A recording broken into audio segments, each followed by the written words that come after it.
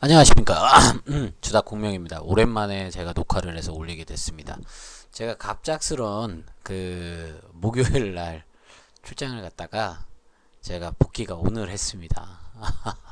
죽는 줄 알았어요. 갑작스런 출장으로 인해서 제가 내용을 올리지도 못하고 뭐 동영상도 못 올리고 거의 그렇게 지냈습니다. 그래서 너무 죄송해서 일단 밤 늦은 시간에 지금부터 녹화를 해서 올리려고 합니다. 아침 출근길에 보시는 게 가장 좋을 거예요. 오늘은 오랜만에 1시간짜리로 해갖고 종합적으로 한번 앞으로의 시장과 다음 주 어떻게 될 것인지에 대한 부분을 한번 꽉 잡아보려고 합니다. 오늘 내용 알차게 시작할 테니까 한번 봐주시기 바랍니다. 지금까지 주닥 공명입니다. 저는 갑자기 최근에 들어오신 분들도 계셔서 지금 내용을 좀 말씀을 드리려고 그래요. 저는 주닥이라는 사이트에서 활동을 하고 있는 공명이라는 사람이고요. 종목 추천을 해서 낮에 이제 사이트를 통해서 추천을 하면 밤에 종목 설명을 올리고 그날 있었던 종목 내용에 대해서 한번 내용을 찝어보는, 그리고 보유 종목에 대해서 한번 설명을 드리는 그런 역할을 하고 있습니다. 그런데 장중 방송은 절대 하지 않고요. 그리고 유튜브로 보시는 분들 같은 경우에는 제 채널에 대해서 구독 신청을 많이 해주세요. 그리고 좀 많이 추천해서 많이 함께 할 수 있는 분들과 이야기를 해서 좋은 종목 길게 갖고 가는 그런 매매 해보도록 하겠습니다. 일단 저는 종목을 한번 들어가면은 한 1년 정도까지 봅니다. 그리고 종목에 대한 종목가를 잡는 부분은 이 기업이 최소한 여기까지에 대한 부분은 기업 가치다. 그러니까 이 기업 가치가 1년이든 3개월이든 6개월이든 이 안에서는 갈 수 있을 때에, 그리고 더 중요한 부분은 많이 저가격이라서 지금 안 들어가면은 나중에는 더 좋은 가격에 사기 힘들 수 있을 때, 그때 많이 들어가는 형식의 매매를 합니다. 저는 그렇게 하고 있고요. 일단은 보유 종목들 중에서 변동폭이 좀 상당히 컸던 아이들 얘기를 좀 해보고 싶어요. 일단은 보유 종목보다는 지수부터 봐야겠죠. 왜냐면은 요번 주 지금 밤 11시가 넘어가니까 일단 다음 주 목요일 날 이제 선물 옵션 만기일, 동시 만기일이 들어옵니다. 일단 되게 무서우실 수도 있어요. 제가 말씀드리는 건 상당히 급등을 할 수도 있고 상당히 급락을 할 수도 있습니다. 그 첫 번째 사유, 환율 문제. 급락을 할 수 있을 때는 환율 문제입니다. 만약에 1100원 선이 이탈을 해서 1000원 초반대에 환율이 떨어지게 되면은 선물, 현물 가리지 않고 차익 실현이 엄청나게 나올 겁니다. 그 첫 번째 사유는 지수가 많이 올랐다. 전반적으로 지수에 대한 부분이 사상 최고점을 미국 증시와 같이 나타내고 가고 있다. 그런데 더 중요한 거는 뭐가 문제입니까? 바로 그겁니다. 어떤 부분? 사상 최고점이 올라왔는데 외국인들은 그동안 사상 최고점까지 올라오는 이동안 1800대부터 꾸준히 몇 년 전부터 꾸준히 사들였던 외국인으로서는 환차 이익과 지수 수익의 동시 수익이 발생을 한다면 저 같으면 한번 팔고 내려가지 않을까, 한번 팔고 가지 않을까, 그러기 위해선 악재를 찾아야 될 것이다 라는 겁니다. 그런데 선물부터 확인을 해보겠습니다. 선물 마감 기준으로 해서 하면은 하락을 했을 적에 수익이 상당히 크게 날 수 있는 포인트 잡고 있습니다. 옵션 선물 만기일 기준으로 해갖고 손익분기에 대한 차트를 살펴보게 되면은 보십시오. 하락을 한다면 많은 수익, 그리고 상승을 해도 어떻게, 자 어디 정도 가야 상승이 됩니까? 실질적으로 329포인트까지는 올라와야 수익이 크게 발생하는 포지션, 이렇게 잡혀 있습니다. 그러니까 양매도 포지션은 잡혀 있는데 그 가운데 폭이 상당히 크다라는 거죠. 비교적으로 기간으로 최근 얼물 보유계와 주체 기준으로 살펴본다면 외국인의 포지션은 지금 현재 콜옵션 기준으로 봤을 적에는 412포인트에 잡혀 있다. 그리고 근데 풋옵션이 갑자기 최근에 뜬금없이 나타난 아이들이 존재를 하네요. 자, 풋옵션이 갑자기 뜬금없이 나타났던 아이들 330 아래로. 그러니까 급등은 지금은 힘들다. 여태까지 제가 지수를 계속 옵션에 대한 이 부분을 계속 봐드렸던 거는 방향성 보자는 거죠. 정확하게 맞추자는 게 아닙니다. 방향성을 봐봐라. 방향성이 풋옵션에서 330 이상으로 끌고 갈 생각은 추워도 없다라는 겁니다. 만약에 여기에서 갖고 간다. 아래하고 요 자리 312하고 330하고 요 가운데서 설정을 한다라고 그러면 어떻게 될까요? 똔똔입니다. 똔똔. 그냥 큰 수익도 안 나고 큰 손실도 안 나고 그냥 그대로 끝나는 상황인데, 만약에 하락을 시켜버린다. 305포인트 이하로 하락을 시켜버린다. 선물 상황에서. 그러면 수익은 어떻게 상당히 크게 날 수 있는 상황까지 왔다. 305포인트 이하로 하락을 시키는 게 더 빠르지 않을까라는 생각을 해요. 아니면은 12, 312, 13까지 월요일 급등하고 요일 급등하고 목요일 오전까지 급등한 다음에 아래로 패대기를 쳐버리면은 그 사이에서 포인트에 대한 부분 청산을 하고 진행을 한다고 그러면, 아, 지금 소설 쓰냐고요? 소설 써야 됩니다. 급락을 할 수도 있는 상황이 될 수도 있다. 자, 그러면 어떻게 해야 될까요? 어떻게 해야 될까요? 이거 미친듯이 감시를 할 수밖에 없습니다. 시장을 이거는 감시를 해야 되는 상황이에요. 여러분들, 투자를 하시는 전업투자자분들, 옵션 만길 항상 그랬듯이 별일 없이 마감 잘 되고 넘어갈 거야. 컨텐츠 나오고 잘 마감될 거야. 그래서 연장 나오고 청산 나오고 알아서 잘 진행될 거야. 너무 걱정하지 마. 뭘 그렇게 걱정을 해? 항상 조용히 넘어갔는데. 그러니까 그게 사람이 제일 무서운 게 그겁니다. 항상 조용히 넘어갔기 때문에 이번에도 조용히 넘어갈 거라는 생각을 한다는 것 자체가. 과연 미국 증시, 미국에 있는 사람들, 외국계 투자자들도 대한민국 증시가 코리안 디스카운트가 끝났다 라고 생각을 할 거냐, 박스피에 대한 부분이 끝났다 라고 생각을 할 거냐. 그거는 선물 포지션이 어떻게 움직이는지 끝까지, 옵션 포지션이 어떻게 움직이는지 끝까지 집요하게 지켜보는 것만이 손실을 줄이는 가장 큰 방법, 그리고 수익을 높이는 방법이다. 자, 그런데 우리는 어떻게 합니까? 선물을 하는 사람이 아니고 주식을 하는 사람입니다. 주식, 종목에 대해서 투자를 하는 사람이기 때문에 우리는 지수가 떨어져도 그닥 걱정보다는 기회구나 라는 생각에 매수를 해서 움직이는 게 맞지 않을까라는 생각을 합니다. 자, 여기까지 얘기를 들으셨습니다. 그러면은 우리는 지금부터 어떻게, 만약에 급락을 한다면 뭐 월요일, 수요일 종목에 대해서 차익 실현이 나올 종목들을 제가 지금 고르고 있는데, 갖고 있는 종목들 중에서 고르고 있는데, 일단 수익률이 15% 이상인 아이들은 무조건 정리를 진행할 겁니다. 특히 두산엔진 같은 경우는 24%, 그리고 이 날짜도 얼마 남지 않았습니다. 그 대신 최근에 들어간 두산엔진 같은 경우는 들고 갈 겁니다. 왜? 가격대를 우리가 약간 높은 가격에 급락을 잠깐 했던 두산엔진 볼까요? 잠깐 급락을 했을 적에 최근에 매수가 들어갔어요. 두산엔진 같은 경우. 자, 아이고 어디 갔냐 두산엔진아. 자, 최근에 단기적으로 급락을 했었을 포인트가 있었습니다. 자, 이날 다음날 시초에 잡았죠. 이날 잡았습니다. 솔직히 말해 이날 잡았기 때문에 최근에 들어간 분들 같은 경우에는 그냥 가는 거예요. 그런데 이미 석 달 전에 들어가셨던 분들 같은 경우 24%, 30%의 수익을 나고 있으니 내가 그 수익 감내할 수 있어 라고 생각하시면은 들고 가시는데, 감내할 수 없다 라는 분들은 차익 실현을 해야 되지 않겠냐 라는 거거든요. 차익 실현하고 만약에 여기에서 지수가 큰 매도가 떨어져 갖고 프로그램 매도부터 시작해 갖고 시장의 전반적인 하락이 이어진다 라고 하면 60일선에서 추가적 60일선부터 추가적 매수를 다시 해서 평균 매수가 낮추고 비중 키워서 수익을 내는 방법으로 가야 된다. 왜 조선업종 그렇게 말하나요? 네, 지수가 떨어지는 데는 장사 없습니다. 중요한 건 비중 확대하는 것밖에 답이 없어요. 주식 1, 2년 하고 손실 봤다고 너무 힘들어야 하실 게 아니라 비중 확대해서 수익을 더 크게 끌고 가는 게 투자할 적에 가장 현명한 방법이다 라고 말씀드리고 싶어요. 그리고 목표가를 크게 잡았으면 크게 잡은 만큼 기간을 길게 보십시오.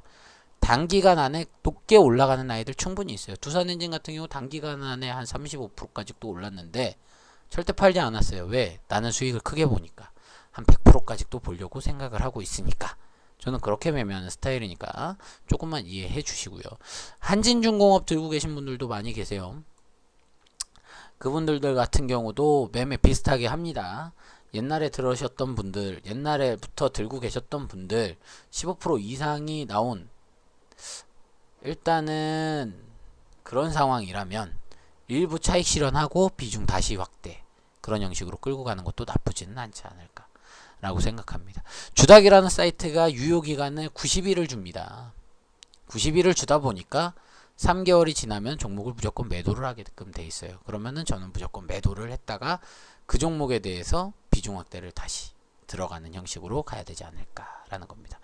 일단 삼성중공업과 삼성엔지니어링은 최근에 들어가신 분들 같은 경우에는 수익 구간이고요.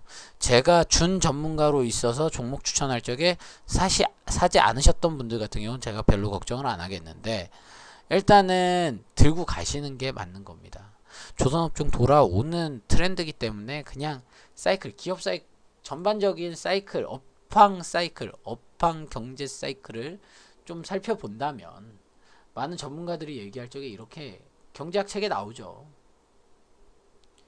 호황, 불황 이렇게 해갖고 이렇게 나오고 딱 해갖고 경기 침체기, 하락기, 여기에서 어떤 업종들을 들고 들어가야 되는지가 나오잖아요.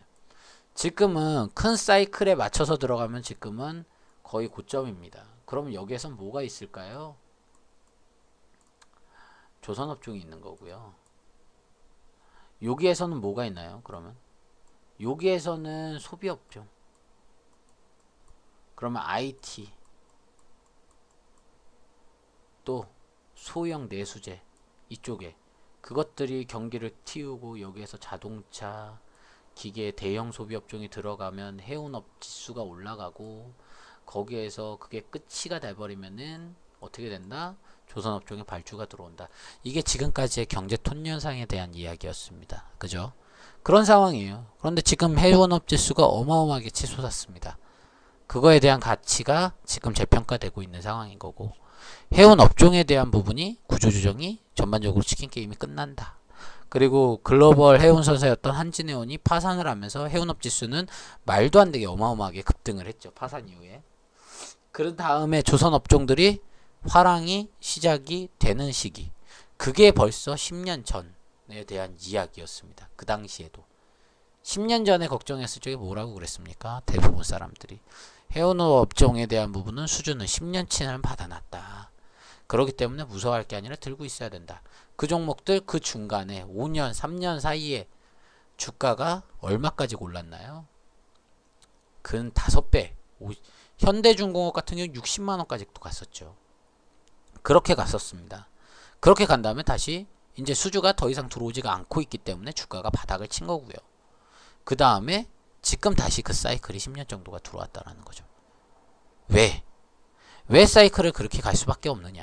해운업에 대한 부분, 그리고 조선업종은 왜 사이클이 그렇게 갈 수밖에 없느냐. 당연한 겁니다.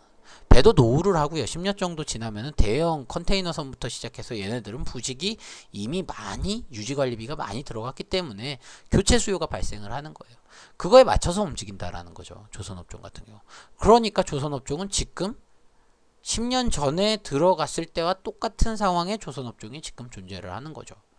그러면 단기적으로 빅3에 들어가 있는 삼성중공업이라든지 현대중공업, 한진중공업, 두산중공업, 두산엔진, 조선업종 관련된 아이들은 다시 한번 호황이 이제 시작될 때가 됐다라는 거죠. 그러니까 저평가 됐을 적에 마저 막 쓸어 담을 수밖에 없다라는 거예요. 그러면 삼성중공업 지금 3% 급락을 했다. 왜 급락을 했습니까? 계약 이행에 대한 부분을 나는 돈을 못 주겠다. 그러니까 어떻게? 소송해갖고 난 돈 받겠다라고 얘기가 들어갔어요. 스테나라는 계약 차질에 대한 보상 청구가 들어갔는데, 더 중요한 건 보상 차질이 들어간 게 문제가 아니라는 거예요. 동시에 어떤 뉴스들 떠졌습니까? 끝난 다음에 해양 플랜트 2조에서 2천억짜리 수주했다고 떴어요. 자, 그 악재 2조 2천억 원짜리가 있는데 2천억짜리에 대한 부분을 2천억짜리 그거 보상해달라고 그러는 겁니다. 2천억도 아닙니다. 이거 어차피 협의 보면은 한 1,000억 원 안에서 쇼부 보는 거거든요. 그러니까 별 문제 없는 거예요. 분명히 예상된 손실이었고 그거에 대한 문제가 없기 때문에 얘는 지금 그 뉴스 때문에 급락을 시켰던 건 공매도라든지 다른 부분 때문이었고 월요일날부터 주가는 다시 갈 수 있다. 삼성 엔지니어링 플랜트 수주에 대한 부분 얘기가 계속되고 있기 때문에 어떻게 주가 여기에서 쓰고 있고 외국인 수주께 계속 들어오고 있잖아요. 그러면 삼성 엔지니어링 들고 가야 되고 지금 제일 큰 거는 화학업종입니다. 걱정을 해야 될 건 다른 애들 아니에요. 왜? 자, 생각지도 못한 악재를 만들었어요. 트럼프 이 미친놈이. 자, 뭐라고 했어요? 파리협약 나는 탈퇴할 거야. 그래갖고 벌써 탈퇴를 했어요. 제일 중요한 거는 자동차 최대 시장이 미국 시장이잖아요. 전기차, 하이브리드 이쪽 시장에 대한 탄소 배출에 기름값, 유가 상승 그 소비에 대한 부분이 아니에요. 기름은 아직도 쓰고 남을 정도로 많아. 유가는 계속해서 떨어질 거야. 유가 많이 가봐야 60원, 60달러 선 배럴당. 거기까지 갈 거야 라고 얘기를 했던 이유가 뭐냐 하면은 미국의 탄소 배출권에 대한 규제가 강하기 때문에 전반적으로 어떻게 가야 된다? 전반적으로 나는 친환경차, 전기차 이 소비를 어떻게든 만들 수밖에 없다. 그거였던 거였거든요. 그런데 어머나 얘가 파리 협약을 탈퇴를 하면서 강제적인 규제를 없애버렸어. 그러면 어떻게 해야겠어요? 진짜 탈퇴를 해버리면은 이거는 자동차, 배터리 업체, 이쪽 전기차 업체 그냥 지금 주가는 엄청나게 폭락을 할 수밖에 없는 상황이에요. 왜? 왜 폭락을 할까요? 최대 자동차 시장인 미국이 그거를 탈퇴한다면 그 탈퇴 러시가 중국은 안 할까요? 중국도 탈퇴 러시 들어갈 수도 있어요. 러시아 안 들어갈까요? 최대 시장들이 탈출 러시를 해버리면은 전기차에 대한 소비 그런 부분에 대한 부분이 상당히 크게 줄을 거고 더 충격적인 거는 배터리 업체가 급격하게 타격을 맞을 거라는 거예요. 그래서 주가가 바닥을 친 순간 바닥을 쳤던 게 LG화학이라는 겁니다. LG화학 실적 안 좋을까요? 아니에요. 실적 어마어마하게 좋아요. 만약에 그 악재가 없었다면 LG화학 같은 경우에는 주가가 50만원, 60만원까지 다시 한번 갈 수 있는 기회였던 거죠. 전기차 시장 활성화부터 시작해서 국내 법안, 해외 시장에서의 전기차 활성화, 계속해서 하이브리드, 전기차 이쪽에 대한 부분이 다시 한번 시장에 돌았기 때문에 LG화학 같은 경우는 엄청난 수익을 낼 수 있는 상황. 배터리, 그리고 플라스틱을 통한 화학, 이제 카본 소재를 통해서 전반적으로 차량 경량화에 대한 이야기가 되는 거거든요. 그럼 실질적으로 엄청난 수익이 발생할 수 있었던 거죠.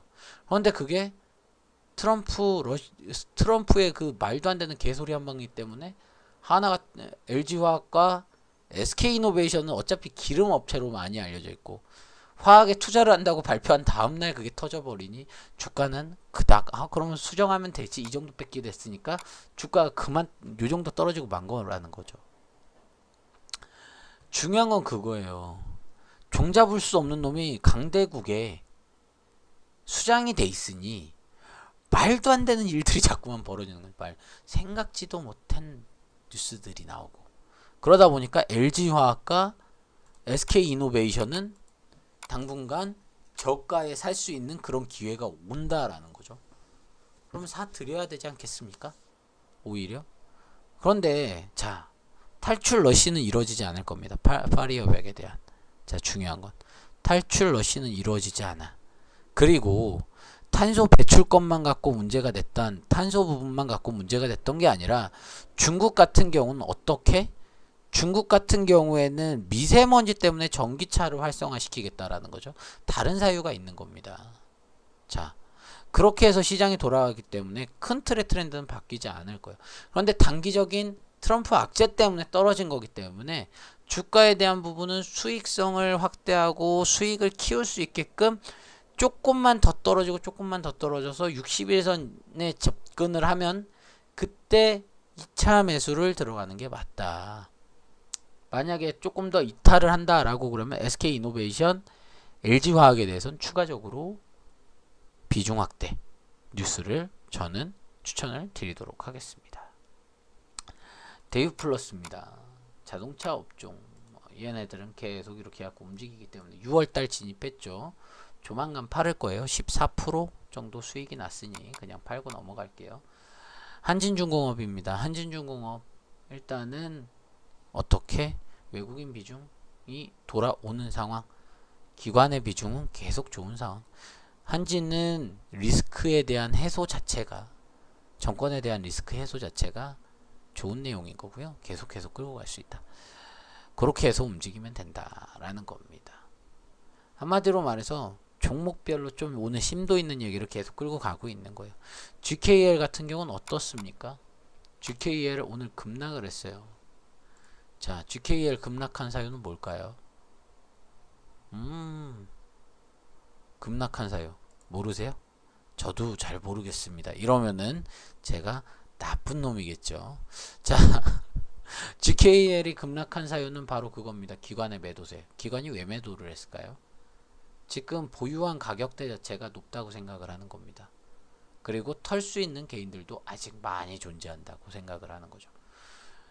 지금 기관이 떨어뜨려 봤자 제가 봤을 적에는 2만원대까지 떨어뜨릴 수는 있습니다. 주가에 대한 부분은 우리가 들고 있는 가격대 참 안타까운 가격대에 들고 있어요. 지금 3-4% 수익인데 내일은 일단 기술적으로 반등이 나올 수 있는 확률이 크고요.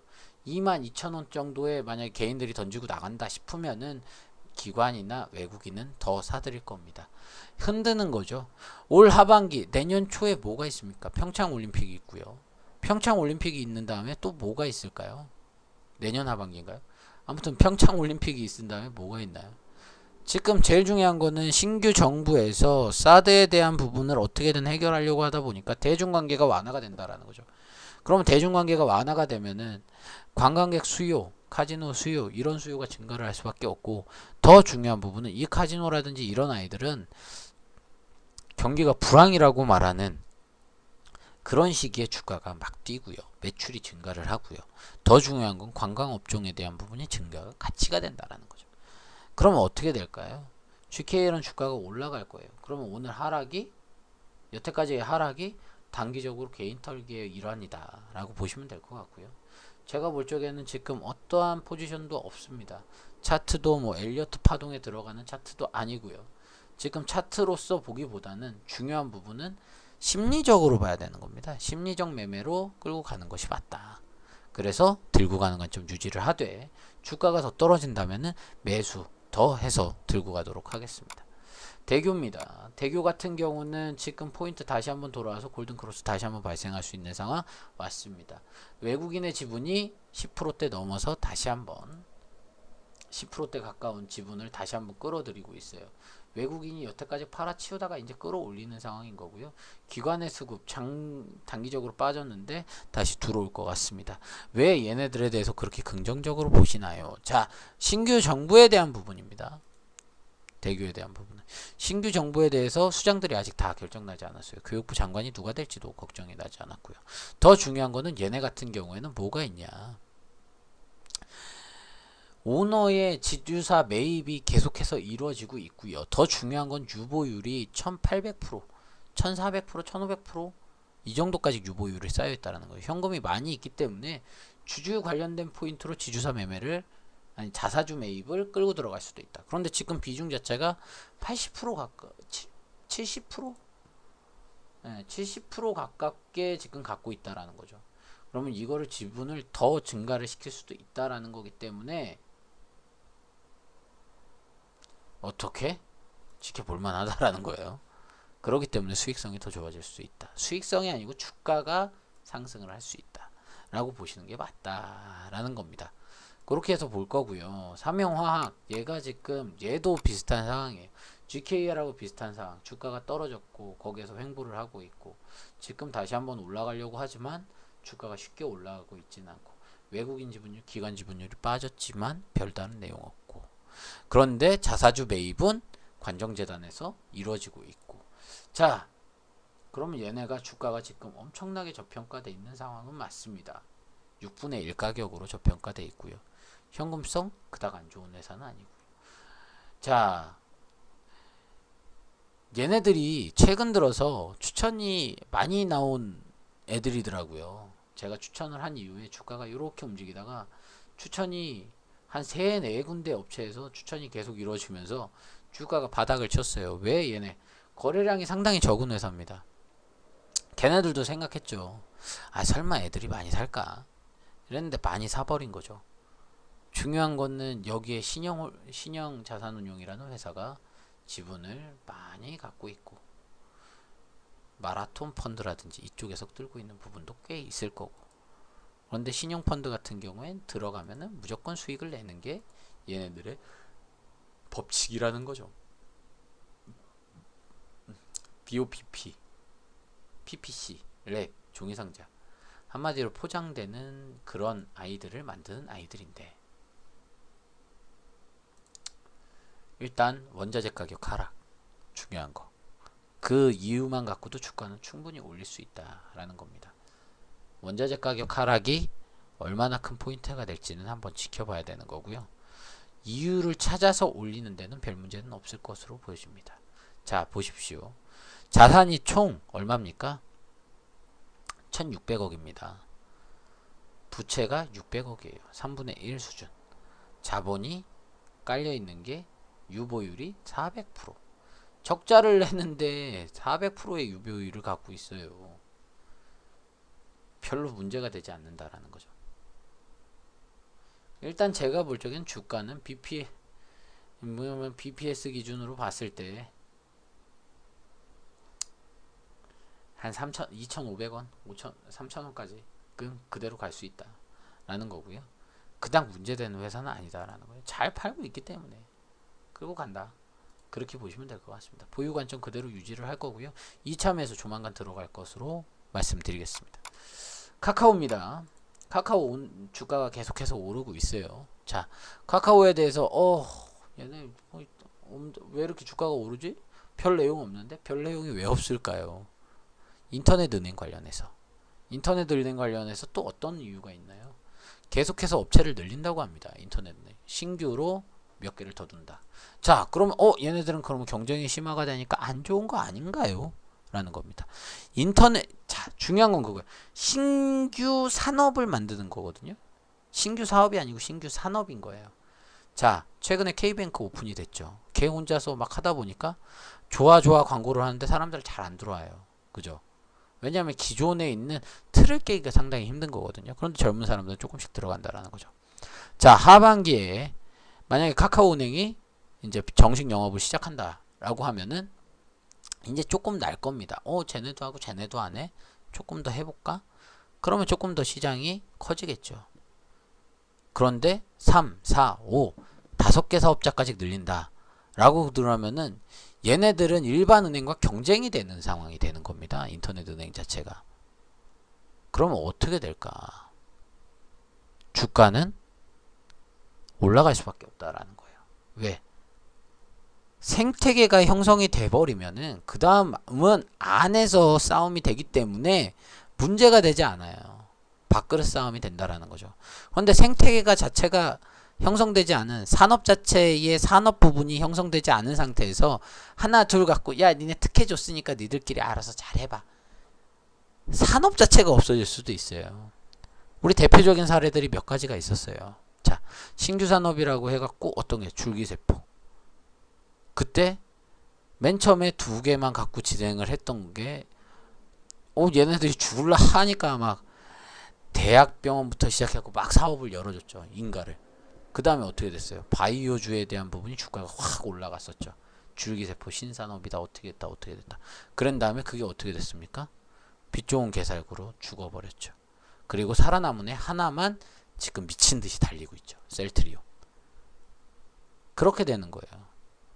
인터넷 은행 같은 경우는 다를 겁니다. 왜냐하면은 실질적으로 돈을 갖고 움직이고 수익을 내 갖고 움직이는 애들이기 때문에 생태계가 형성이 돼버린다면은 거기서부터는 줄기세포는 신규 매출 부분을 만들어야 되지만 지금 은행을 쓰는 사람들이 조금 더 편안하게 일을 할 수 있게끔 인터넷 전문 은행이 생기면 수수료라든지 이런 것들이 떨어지기 때문에 상당히 좋아질 수 있다라는 거죠. 그러면 사업 부분이 어떻게 기존 은행권에 대해서 분할이 이루어지는 거기 때문에, 왜냐하면 인구가 한정적이잖아요. 그러면 사업 부분에 대한 부마를 잃었고 서로 뺏고 뺏기는 관계가 될 건데, 뺏고 뺏기는 관계가 된다고 그러면 어떻게 될까? 제가 볼 적에는 6대4 정도로 끌고 가지 않을까. 전반적으로 은행권 업무에 대한 부분은 6대4. 어디? 기존 은행권들이 6 정도를 갖고 가게 될 것 같고, 한 3년, 4년, 5년 지나면 지금 은행들의 주가는 많이 떨어질 겁니다. 인터넷 은행들이 한 3, 4까지는 끌고 갈 것 같습니다. 그 전체적인 비율에서. 그러면 시장이 한 바퀴 도는 새로운 산업 부분이, 새로운 트렌드가 생기는 거죠. 그렇게 간다라고 저는 예상을 하기 때문에 카카오에 대한 부분은 저는 하반기 12월 달까지 계속 끌고 갈 생각인 거고요. 지금 들고 가면서도 수익이 벌써 좀 낮습니다. 카카오 같은 경우는 15% 수익 났네요. 그런데 주가는 저는 12만원까지는 갈 수 있지 않을까. 12, 13만원. 거기에서 저는 한번 털고 다시 갈 준비를 하려고 합니다. 왜냐면 주가라는 게 올라간 다음에 다시 한번 트렌드가 꺾이면은, 트렌드가 아니죠, 올라가면은 한번 쉬어가야 되거든요. 쉬어가기 전에 팔았다가 쉬어갈 때 다시 사고, 그렇게 움직이려고 하는 상황이라는 거죠. 그렇게 해서 보겠다라는 겁니다. 다음 환인제약 볼 거고요. 환인제약 같은 경우에는 우리 들고 간 지 꽤 됐어요. 꽤 됐는데 주가가 며칠 전에 급락을 시킨 다음에 팔아야 되나 쫄았었는데 더 딩기니까 가네요. 지금부터 속도는 더 빨라질 것으로 보여집니다. 환인제약 어떤 거 있습니까? 본거제도에 대한 수혜, 또 어떤 게 있을까요? 특허 취득. 계속해서 좋은 뉴스들이 나오고 있고, 실적에 대한 부분이 이제 이슈를 받고 있다라는 겁니다. 환인제약에 대한 부분 수익률이 좋아질 거다라고 말씀드릴게요. 현대로템입니다. 다른 것부터 봐야 돼. 현대로템 외국인 지분율 꾸준히 증가하고 있고요. 기관 지분율도 증가를 하고 있습니다. 가장 큰 이유, 전동차 판매에 대한 부분이 편성이 됐다. 전동차에 대한 부분이 해외 수출. 그런데 더 제가 말씀드리는 건 전동차 교체 수요가 맞아 돌아간다. 그러니까 올 1년까지는 주가 들고 가는 게 가장 큰 수익이 나지 않을까. 제가 볼 적엔 크게 봐서 5만원까지도 가도 되지 않을까 라는 겁니다. 현대로템 이렇게 들고 갈 거고요. 금호타이어입니다. 최근에 좋은 이슈가 나왔습니다. 어떤 거? 상표권에 대한 부분을 적극 협조하겠다. 박상구 회장이 그랬습니다. 2차 매수 내일 상황 봐서 최근에 들어왔는데, 자, 주가가 얼마나 뛸지는 박상구 회장이 이제 백지카드 설러섰으니까 매각이 제대로 딱 처리가 나고 나면은 주가가 열심히 달리지 않을까라는 기대감에 저는 들고 가도록 하겠습니다. 한국전력입니다. 한국전력 같은 경우 일단은 갭 떠서 올라왔고요. 여기에서 얼마나 더 갈 거냐라는 겁니다. 한전이 사람들이 참 오해하는 부분이 있어요. 어떤 부분이냐? 한전에 대한 부분을 구형 산업으로 봅니다. 전기, 판매, 이거에 대한. 구형 산업이 아니죠. 전기 없이 지금 4차 산업이 갈 수 있을까요? 전기 없이 새로운 산업이 갈 수 있을까요? 아니에요. 4차 산업을 간다고 그러면 4차 산업에 대한 새로운 주도, 소비 주도에 대한 부분은 한전이 갖고 가는 거죠. 왜냐하면 4차 산업이라는 게 빅데이터 산업부터 시작했고 여러 가지입니다. 그러면 전기 수요가 증가할 수밖에 없어요. 그러면 수익성이 좋아지겠죠. 그러면 친환경 에너지 발전에 대한 부분도 매입, 그리고 내용에 대한 부분도 많이 풀어줬기 때문에 한전 같은 경우는 수익성이 좋아질 수밖에 없다. 전기 매입 단가가 떨어질 거기 때문에. 왜? 발전 경쟁을 막 민간한테 풀어주는 상황이기 때문에 전기값이 왔다 갔다 하면서 좀 떨어지는 상황이 될 겁니다. 매전 단가가 떨어지면 수익성은 좋아질 수밖에 없다라는 거죠. GMB 코리아입니다. 주가가 산 다음에 쭉쭉쭉 올라갔다가 최근에 똑똑똑 하고 떨어졌습니다. 그런데 중요한 부분은 GMB 코리아에 대한 부분이, 많은 분들이 그러세요. GMB 코리아 들어보지도 못했는데 얘를 왜 들어가고 그 짓을 하고 있나 라고 하는데, 얘는 추세 매매로 그냥 끌고 가시면 될 것 같습니다. 수익성 상당히 좋을 것으로 보여지고요. 한국항공우주 같은 경우에는 국내 유일한 어떻게 비행기 관련 사업을 하는 회사. 자, 민영화도 됐고 부품 산업도 수주를 했고, 더 중요한 건 KF 사업에 대한 부분이 좀 더 활성화시킬 것이다. 그러면 얘에 대해서는 좋을 수밖에 없다라는 겁니다. 제가 목소리가 많이 잠겼죠. 그래서 많이 졸리실 거예요. 어쩔 수 없습니다. 아침에 차 안에서 자면서 들으세요. 버스로 출근하시는 분들은 버스 안으로 자면서 들으시면 됩니다. 제가 자장가가 되도록 하겠습니다. 자, 실리콘웍스. 저는 주가 상당히 좋다라고 말씀을 드렸고요. 두 번의 매매가 있었는데 둘 다 이제 10%대의 수익을 보여주고 있습니다. 앞으로 더 좋아질 수밖에 없습니다. 자, 실리콘웍스가 좋아질 수 있는 이유. LG 디스플레이의 투자가 활성화되고 움직인다라는 거죠. LG 디스플레이가 투자가 활성화되는데 왜 얘가 좋아져? 중요한 부분은 얘가 드라이버 IC를 공급을 많이 한다라는 거죠. 걔네들한테. AMOLED 소형부터 대형에 대한 부분을 LG가 좀 더 시작을 한다. 그리고 시장 규모의 경제를 한번 시작해 보려고 한다. 그러면은 어떻게 실리콘웍스 같은 경우는 주가가 좋을 수밖에 없다라는 겁니다. 그렇게 해서 보시면 되고요. J콘텐트리입니다. J콘텐트리 같은 경우는 주가를 전 계속 끌고 가려고 합니다. 왜? 업종 자체, 업황 자체, 컨텐츠 수요기에 대한 성장, 아휴, 죄송합니다. 말이 꼬이네요. 가장 많이 올라갈 수 있는 시기가 왔다라는 거예요. 그 시기에서 같이 움직이고 있고, 주가는 횡보하는데 기관의 수급이 점점 좋아지고 있는 상황, 외국인의 수급도 돌아오고 있는 상황. 자, 얼마나 갈지 한번 지켜보도록 하겠습니다. 그렇게 해서 수익성 나는 대로 한 번 더 끌고 가도록 할게요. 심페 자동차 업종이 그동안 많이 쉬었어요. 그래서 심팩에 대한 부분을 들고 가는데, 심팩은 기관의 매수세가 다시 한번 들어오고 있고 주가는 많이 바닥에서 움직이고 있다라는 겁니다. 한 10년 가까운 시간 동안의 바닥의 자리입니다. 2012년에 이 가격대까지 내려왔었고요. 그 이후에는 내려와 본 적이 없습니다. 2012년이면은 지금 6년 7년 지났습니다. 그런데 얘네 어떤 수요가 최근에 맞아 돌아가느냐? 자동차 산업에 대한 수요가 많아 들어가요. 기계에 대한 부분, 이 부분이 지금 가장 중요한 건데, 설비 투자가 활성화되고 있고 자동차에 대한 부분도 신규 시장을 런칭하기 위해 공격적인 마케팅을 진행하고 있다. 그러면 어떻게 이에 대한 수요가 증가할 수밖에 없다. 그러면 어떻게 들고 가야겠죠? 그렇게 보시면 됩니다. 현대상선, 자, 해운업 지수가 많이 좋아지고 있습니다. 그럼 계속해서 들고 가야 된다. 간단한 겁니다. 추가 상장이 5월 월요일부터 금요일까지 이뤄갔네요. 3자 배정, 보통주 추가 상장.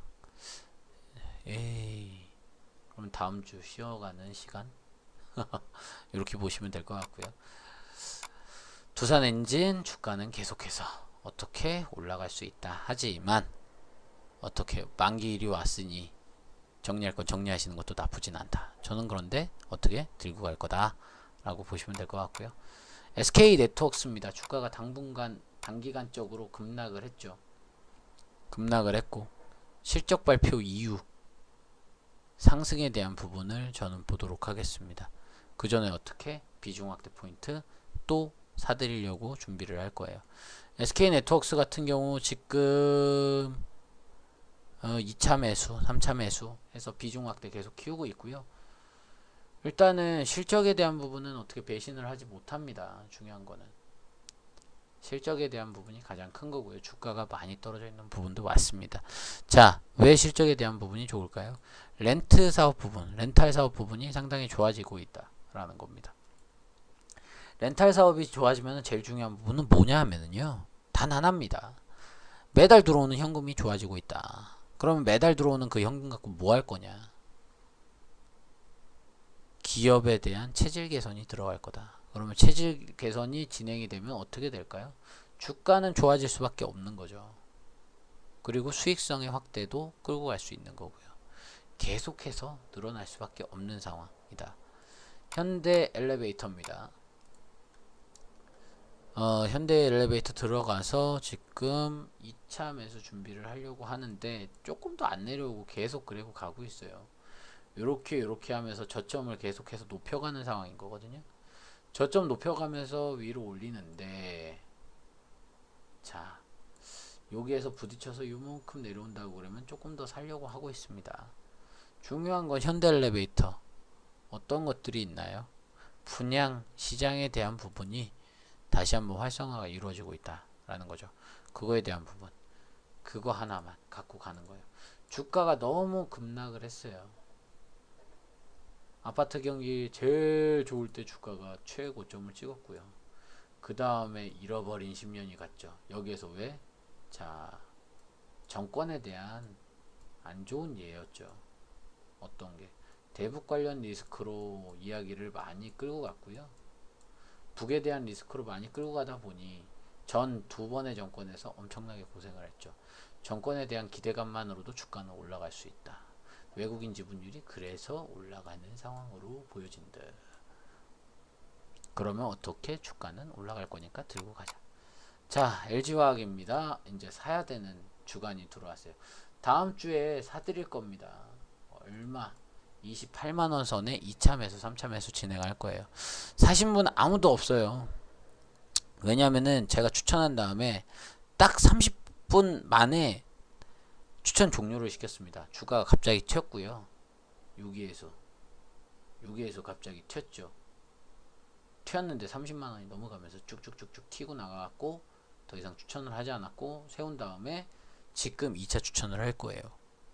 2차 추천은 다음 내일이나 모레 상황 봐서 추천을 하고 그 2차 추천 후에 내용을 보도록 하겠습니다. LG화학이었습니다. 인터파크 홀딩스, 아이마켓 코리아는 같이 봐야 되는 회사입니다.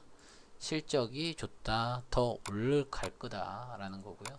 아이마켓 코리아의 실적이 좋아지고 있는 상황, 계속해서 좋아지는 상황, 거기에 관련된 지주회사인 인터파크 홀딩스 같은 경우는 더 좋은 상황, 거저 먹고 있는 상황. 더 중요한 거는 얘 주가가 지금 너무 싸기 때문에 주가 방어를 하려면 주가가 오를 수밖에 없어요. 너무 싸기 때문에 많이 사들여야 되는 거거든요. 많이 사들이면은 주가가 많이 올라가겠죠. 많이 올라가면은 부담입니다. 비중을 키우기가. 그러면 인터파크 홀딩스에 대한 부분은 어떻게? 많이 사들일 거다. 그러면 주가가 올라갈 거다. 매출이 인터파크보다 더 큰 아이마켓 코리아를 얘가 갖고 있는데 인터파크 홀딩스에 대한 지분이 엄청나게 싸봐요. 나 같으면 아이마켓 코리아 때문에 얘를 공격적으로 들어가겠죠. 그런 상황. NK입니다. 많이 궁금하실 거예요. 추천 이유. 추천한 전날. 자, 전날 우리 사드렸습니다. 왜? 권리락 그 다음날 있을 거예요. 그런데 어떻게? 권리락 있은 다음에 어떤 일들이 있을 거냐. 유증이 있는데 가격 자체가 1,000원이에요. 자, LPG 사업 부분에 대한 법안 개정에 따라서 국내 수요가 증가를 하고 있고요. 얘는 조선업종하고 같이 움직이는 애이기 때문에 조선업종에 대한 수요도 괜찮다라는 겁니다. 그러면 어떻게 될 거냐? 보세요. 권리락 날인데 권리락이면 떨어진 다음에 주가가 계산을 해보면은 얘가 올라가면 안, 오히려 급락을 해야 되는데 이날 엄청나게 떴습니다. 그 다음날 주가가 계속 움직이고 있고요. 주가가 위로 갈 수 있는 확률이 더 커요. 걔네들 유상증자 이제 발행일 다음에 주가에 대한 부분이 2,000원대까지만 올라와 있으면 유상증자 받은 것도 순간 100% 수익률 얻는 거거든요. 그런 형식으로 갈 수도 있어요. 왜냐하면 실적, 법안 다 맞아 돌아가는 삼박자. 근데 지금 사면 안 되겠죠? 왜? 우린 지금 들어가는 사람은 유상증자 못 받잖아요. 그러면 그 다음에 유상증자 얘네들 상장하기 전에 주가가 폭락을 할 텐데, 상장하면서 상장한 다음날 주가는 계속해서 매도를 칠 텐데, 왜? 물량을 털어야지. 그래야지 수익이 커지니까. 떨어질 텐데, 그러면 누가 감당합니까? 어설픈 개미들 감당하는 거예요. 더 들어가면 안 되는 겁니다. 지금 들고 계신 분들만 NK 같은 경우 들고 가셔라. 아이마켓 코리아 아까 전에 말씀드린 거하고 똑같아요. 실적 계속 좋아지고 있다. 이오테크닉스 얘 어떤 아이입니까? AMOLED 관련해서 장비 만드는 애예요. 자, 장비 수요가 얘 저번에도 계속 말씀드렸어요. 야, 삼성이 투자를 한대 라는 이슈 때문에 주가가 많이 올라갔죠. 자, 이제 본격적으로 깔고 있어. 그러면 수주 끝난 거 아니야? 주가가 점점점점 하면서 물량에 대한 부분 털어가면서 여기에서 물량에 대한 부분을 자 올라간대. 삼성이 투자한대. 평택에 탕정에 투자를 한대. 그러면서 기관이 무진장 사들인 다음에 주가가 올라갔죠. 그 다음에 기관들 어떻게 했습니까? 축축축축축 이제 삼성이 공장을 세우고 뭐하고 있어요. 그런 얘기들만 나오면서 주가가 착착착착 떨어졌죠. 근데 외국인들은 사들였어요. 오, 그래, 얘네들 그러면 실적이 이제 본격적으로 나오는구만 이러면서 사들었습니다. 왜? 실적이 확인되니까 외국인들은 들어오는 거거든요. 원래 기대감에 들어가는 애들이 외국인이 아니에요. 실적 눈으로 확인해야 들어가. 실적 확인했어. 오, 그래? 확인했구만. 그러면 더 좋아지겠네. 이래고서 갔는데 주가는 더 떨어졌죠. 그러면 어떻게 돼? 얘네들이 왜 투자가 들어왔을까요? AMOLED 장비에 대한 부분 삼성 아니어도 중국 쪽에서 충분히 팔 수 있을 거야. 삼성이 AMOLED 갖고 OLED 시장을 열어놨고 시장 어느 정도 확대를 시켜놨으니 아 이제 이것만 갖고도 되겠구나. 그러면은 중국 애들도 따라오려고 할 거고 대형 OLED만 갖고 갔던 LG 같은 경우도 소형을 뛰어들 거라는 거죠. 왜? 잔상이라든지 뭐 이런 부분 야 이제 다 개선이 끝났네. 그리고 지금 시장에 대한 부분이 비중 확대 그래 규모의 경제를 한번 해야겠네 라는 얘기가 될 거죠. 그러면 어떻게 될까요? 중국이라든지 삼성이라든지 LG라든지 애들 투자가 이루어질 거라는 거죠. 근데 그 투자가 계속해서 이루어지고 있었다라는 거예요. 이루어지고 있다. 이루어지고 있고 투자가 활성화가 되고 있고 그러기 때문에 삼성 납품이 끝. 삼성 제품 다 납품 끝났어. 주가가 더 기관들은 내팽개친 거고 그래 그러면 LG도 들어오겠네. 그리고 얘네들은 더 사들인 거고요. 그래서 외국인들이 쭉쭉쭉쭉 사들였고 그래서 비중을 조금 모아놓은 상황이고 야 그런데 LG 같은 경우에는 그렇게 투자 많이 안 할 건가 봐 이랬는데 어떻게 야 나 엄청나게 LG 디스플레이 투자할 거야. 우리도 한번 죽자고 덤벼 볼게. LCD 갖고 이제 더 이상 못 먹겠어. OLED 갖고 먹어볼래? 라고 해서 뛰어들었습니다. 그 다음에 어떻게 됐어요? 얘네들 팔면서 아니야 LG에서 할 거래 라는 소문에 기관이 사들인 거고 거기에서 어떻게 됐을까요? 지금 투자 활성화되어 있고 파주 가면 타워 크레인 엄청나게 서 있고 지금 발주가 무진장 들어갈 겁니다. 그리고 더 중요한 거는 중국에서들도 기계 사겠다고 발주가 무진장 들어오겠죠. 그러면 주가에 대한 부분은 다시 한번 올라갈 거다. 발주가 들어오고 있다는 기대감. 그리고 실적 발표 2분기, 3분기에 확인이 되면 아 진짜 발주가 많이 들어왔어? 계약 많이 했어? 이거 공시를 해야 되는데 3분기에 공시를 한다면 얘 주가는 다시 한번 정고점을 향해서 가겠다. 그러면 15만원, 20만원 또 가겠죠. 그런 다음에 우리는 차갑게 던지고 나오겠죠. 왜? 시장이 이제 OLED도 포화야 이러고 나오겠죠. 그겁니다. 그렇게 하면은 어떻게? 실적 발표 2분기, 3분기 실적에 대한 부분이 주가의 상승의 포인트가 돼서 올라갈 것이다. 라는 겁니다. 그러면은 얘 팔고 그러면 어디로 가야 되나요? SK코롱 PI에 가면 되는 거죠. 자, SK코롱 PI 우리 2만원대에 팔았습니다. 그죠? 2만원에 팔았죠. 2만원 넘어서 2만원대에 팔고 어떻게 했습니까? 그 다음날 다시 샀습니다. 2만원 이하야. 그리고 다시 샀어요. 왜? 다시 샀던 이유는 일단 기간이 이틀인가 밖에 안 남았어요. 종목 추천을 하고 3개월이 지났습니다. 그동안 수익이 32%, 40% 정도 났고요. 그런 다음에 다시 샀어요. 왜? 얘는 반도체, OLED, 디스플레이 이쪽에 투자가 활성화되고 생산량이 증가가 되면 소비업종에 들어가는 곤에 대한 공정에 들어가는 공정용 테이프로는 얘를 쓸 수밖에 없는 상황. PI 테이프를 쓸 수밖에 없는 소비가 증가가 되겠죠. 그런데 단기적으로 19,000원이네 19,900원이네 19,800원이네 무조건 사자. 다시 다음날 추천을 해갖고 저는 조금 더 떨어진 다음에 갈 줄 알았는데 그냥 2만원 이하기 때문에 무조건 산 다음에 다시 주가가 됐는데 주가가 또 빵 튀는 상황. 어떻게? 그럼 주가가 가겠죠 라는 생각에 더 들고 갈 거라는 거죠. 시장 1위 글로벌 1위 PI 테이프 관련된 PI 필름 방막 PI 필름에 관련된 시장 1위 회사라는 겁니다. 필름 한 장을 사는데 1스퀘어 사는데 2,500원인데 4,000원 정도 하죠. 4,000원 정도 하는데 얘네가 한 달에 파는 양이 얼마일까요? 어마어마하다라는 거죠. 중국산 PI가 있긴 한데 걔네들 아직 품질, 그리고 가스잉이 이제 고온에서 가스 분출되는 그런 부분들이, 가스가 나오는 부분 때문에 사용을 고온 고압 공정에서는 사용을 못한다는 거. 그래서 얘네에 대한 기술력이 좋기 때문에 SKC 코롱PI의 제품이 수익성이 좋아질 수밖에 없다. 주가는 계속 올라갈 거다. 오버슈팅이 나면 한 5만원까지도 갈 수 있을 거다 생각합니다. 근데 그 전에, 오버슈팅 나오기 전에 저는 새가슴이라서 또 팔 거고요. 그런데 지금은 추천 가격대가 아니에요. 언젠가 조정은 조만간 19,000원 초반까지도 조정은 한번 올 거예요. 그 이유가 뭘지, 옵션 만기일이 끝난 다음에 매물 때문에 시장 전반적인 하락이 될지, 아니면 또 다른 이유가 있을지는 지켜봐야 되는 상황이다 라고 말씀드리겠습니다. 일단 다음 주 긴장하고 보셔야 됩니다. 만기일이 존재를 하기 때문에 그렇게 보시면 될 것 같습니다. 지금까지 주닥 공명이었고요. 옵션 만기일 환율 이런 부분 집중해서 보시면 될 것 같습니다. 지금까지 주닥 공명이었습니다. 내일 장중에 또 종목을 추천할 수 있으면은 주닥에서 추천을 하겠고요. 그리고 밤에, 내일 밤에는 내용을 안 올리고요. 화요일 밤에 올릴 겁니다. 화요일 밤에 또 내용을 길게 잡아서 한번 올려드릴 테니까 그때 확인하시면 될 것 같아요.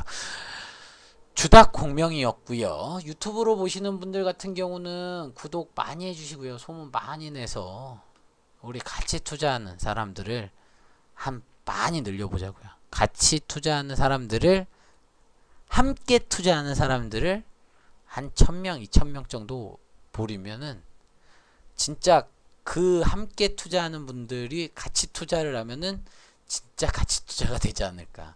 같이 투자는 혼자 하면 너무 힘든 겁니다. 왜? 주가의 변동성이 너무 커질 수도 있고 혼자 해봤자 힘들 수밖에 없어요. 근데 그 함께 하는 분들이 많아지면 많아질수록 어떻게 투자에 대한 좋은 내용들은 같이 갈 것 같습니다. 지금까지 주닥 공명이었고요. 투자의 선택은 항상 본인이 하는 겁니다. 우리 투자자분 개개인이 하는 거고요. 저는 그거에 대해서 나는 이렇게 투자를 하고 있습니다. 그리고 나는 이 종목이 좋다고 생각합니다. 라는 조언자의 역할은 제가 할 겁니다. 앞으로 같이 내용 보실 거고요. 앞으로 열심히 좋은 내용으로, 그리고 시장에 대한 올바른 내용으로, 더 중요한 거는 가치에 대한 진짜 가치를 갖고 있는 기업을 발굴하는 그런 투자자가 되도록 하겠습니다. 지금까지 주닥 공명이었습니다. 감사합니다.